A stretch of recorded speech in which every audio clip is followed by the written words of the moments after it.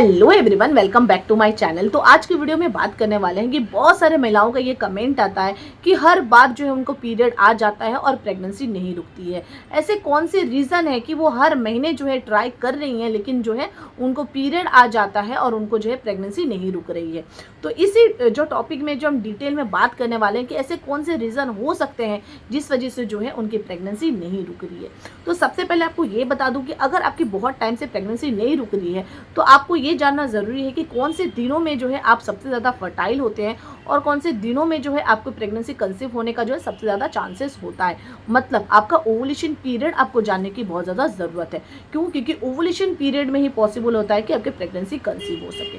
तो आपको जो है डिटेल में आपको जानकारी देने वाली हूँ। जैसे कि बहुत सारे महिलाओं को इतना मतलब एजुकेट नहीं है इस सब मामले में कि उनको पता लग सके कि उनकी बॉडी किन दिनों जो है पीरियड उनको आ रहा है, किन दिनों वो ओवुलेट कर रही है, किन दिनों सबसे ज़्यादा चांसेस होता है कि उनकी प्रेगनेंसी कंसीव हो जाए, किन दिनों बच्चेदानी का मुंह खुलता है, ये उनको नहीं पता होता है। इस वजह से जो है उनको बहुत ज़्यादा दिक्कतें आती हैं प्रेगनेंसी कंसीव करने के लिए। जैसे कि हम सब महिलाओं के जो है 2 ओवरीज होते हैं, हर महिला के 2 ओवरीज होते हैं और इन्हीं ओवरी में से जो है हर महीने जो है अंडे रिलीज होते हैं और इन्हीं अंडों में से जो एक अंडा जो है हर महीने जो है पक के आपके फिलिपिन ट्यूब में आके वेट करता है।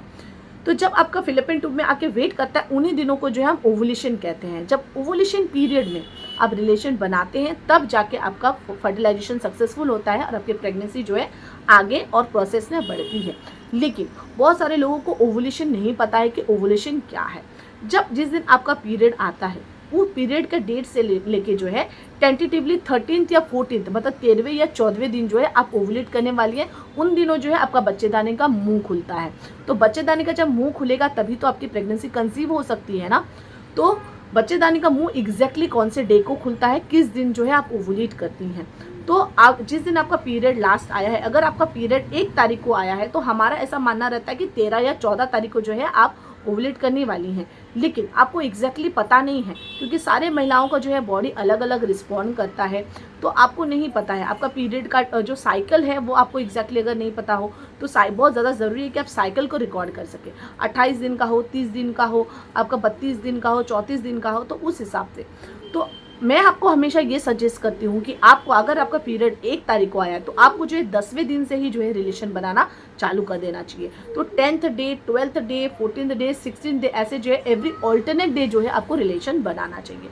तो अब आपका ये क्वेश्चन आता होगा कि ऑल्टरनेट डे क्यों? क्या हर दिन रिलेशन नहीं बना सकते हैं, प्रेगनेंसी और जल्दी कंसीव होगी? तो हर दिन आप रिलेशन बना सकते हैं, उसमें कोई दिक्कत नहीं है। लेकिन जब आप बहुत सारे महीने से अगर आप ट्राई करें, बहुत सारे महीने से आप ट्राई करें लेकिन आपकी कंसीव नहीं हो पा रही है तो हो सकता है कि छोटी मोटी कुछ प्रॉब्लम हो। तो इसके लिए अगर आप जो है एवरी ऑल्टरनेट डे रिलेशन बनाते हैं तो क्या होता है कि इससे आपकी जो स्पर्म की जो है क्वालिटी और क्वांटिटी दोनों अच्छी हो जाती है, जिस वजह से जो है प्रेगनेंसी कंसीव करना थोड़ा सा ईजी पड़ता है, चांसेस और ज़्यादा बढ़ा सकते हैं इससे। तो आपको क्या करना है, एवरी मतलब 10th डे से जो है एवरी ऑल्टरनेट डे आपको रिलेशन बनाना है। क्यों? क्योंकि अगर आप इस पे डिपेंडेंट हैं कि आप 13th या 14th डे को रिलेशन बनाएंगे या फिर अगर किसी वजह से उस दिन नहीं पॉसिबल हो पाया या फिर हो सकता है कि आपका ओवुलेशन पीरियड ही निकल गया, उस आपको पता नहीं चला, तो इस वजह से जो है बिल्कुल भी अगर चांस नहीं लेना चाहिए। अगर आप चांस नहीं लेना चाहते हैं और कंसीव करना चाहते हैं तो जो है आपको वेट करना चाहिए कि 10th डे से ही आपको एवरी ऑल्टरनेट डे रिलेशन बनाना चाहिए, कोई भी आपको चांस नहीं लेना है। और इन दिनों सबसे पहला कि आपको जो है इन दिनों रिलेशन बनाना है।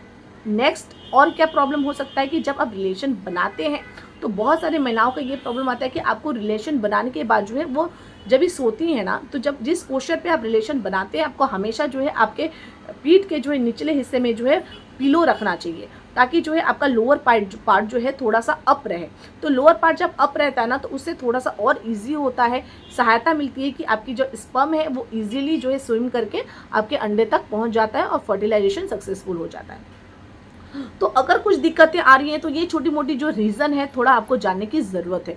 और बहुत सारे लोगों का जो है ये प्रॉब्लम होता है कि वो क्या करते हैं कि रिलेशन बनाने के बाद उन्हें जो है तुरंत वॉशरूम का यूज़ करते हैं। तो ये भी आपको नहीं करना है। जब आप रिलेशन बना लेते हैं, संबंध बना लेते हैं, तो आपको क्या करना है कि कम से कम 5 से 10 मिनट जो है आपको बिस्तर पे ले डाउन करे रहना है।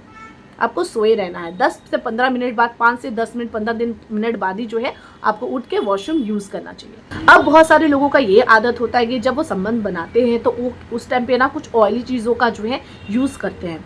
तो उनको स्मूथ संबंध बनाने के लिए वो क्या करते हैं कि ऑयली चीज़ों का, स्टिकी चीज़ों का जो है यूज़ करते हैं। ऐसा बिल्कुल भी नहीं करना चाहिए। क्यों? क्योंकि इससे जो है आपका बॉडी को बहुत ज़्यादा हार्म होने वाला है, आपके प्राइवेट पार्ट्स को बहुत ज़्यादा हार्म होने वाला है। इसलिए हो सकता है कि ये भी एक वजह है जिस वजह से जो है आपको इनफर्टिलिटी का प्रॉब्लम आ रहा है, आपकी जो प्रेगनेंसी इजीली कंसीव नहीं हो पा रही है।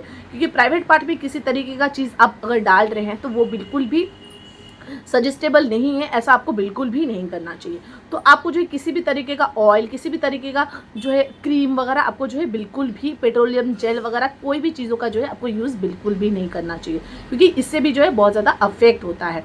तो ये छोटी छोटी चीज़ें हैं जो बिल्कुल भी आपको ध्यान में रखना चाहिए। नेक्स्ट क्या है कि बहुत सारे लोग जो है बहुत ज़्यादा अल्कोहल यूज़ करते हैं, स्मोकिंग करते हैं। इन सब चीज़ों से जो है बहुत ज़्यादा इनफर्टिलिटी बढ़ती है। तो ये भी रीज़न है कि आपकी प्रेगनेंसी शायद कंसीव नहीं हो पा रही है। तो इन छोटी छोटी बातों का जो आपको बहुत ज़्यादा ध्यान रखना है। अगर आप प्रेगनेंसी कंसीव करना चाहते हैं तो ये सारी आदतें जो है आपको छोड़नी है। तो आशा करती हूँ कि आपको आज का वीडियो अच्छा लगा होगा, इन्फॉर्मेटिव लगा होगा। अगर आपको आज का वीडियो अच्छा लगा है तो प्लीज़ मेरे वीडियो को लाइक कीजिए। और इस वीडियो रिलेटेड या फिर प्रेगनेंसी रिलेटेड कोई भी क्वेश्चन पूछना है तो कमेंट बॉक्स में कमेंट कीजिए और मेरे चैनल को सब्सक्राइब कीजिए। Thanks for watching.